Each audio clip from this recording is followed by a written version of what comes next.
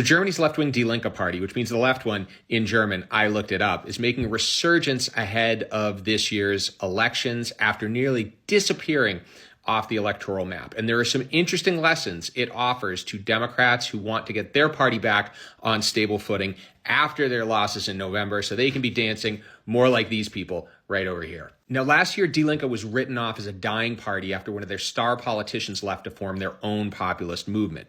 But rather than folding, what they did is double down on grassroots organizing and reaching out to youth voters who were frustrated with the rise of the far right in Germany. And they delivered a clear message of economic populism, social justice, and fighting extremism.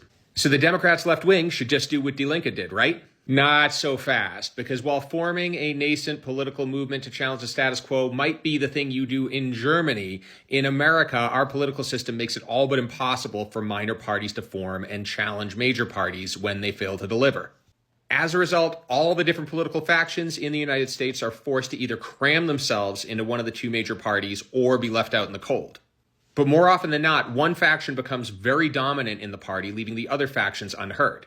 In the case of the Democrats, the more populist left wing of the party has taken a back seat to the more moderate pro-market members. And in the case of the Republican Party, it's dominated by the more nationalist MAGA crowd and the Christian right at the expense of the more moderate pro-market Republicans who would like lower taxes and lower regulations, but maybe don't want to have to carry around a Bible with Trump on the cover. But where it gets interesting is with these folks right here, the populists. They actually like the bold populist economic message of people like Bernie Sanders and AOC, but they prefer the cultural language of Trump and the MAGA crowd.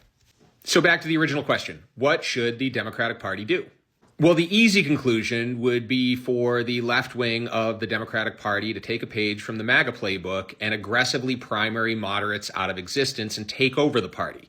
This carries problems of its own, because while it might give the left wing more voice in policy, and while it might make it easier for Democrats to distinguish themselves from Republicans, it also means that the extremes of both parties will be in power. And every time Congress or the White House changes hands, we'll just be ping-ponging from a policy perspective.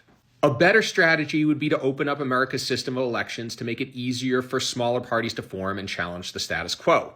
This means that far left and far right parties could form, but they'd still ultimately have to form coalitions with more moderate parties in order to get anything done.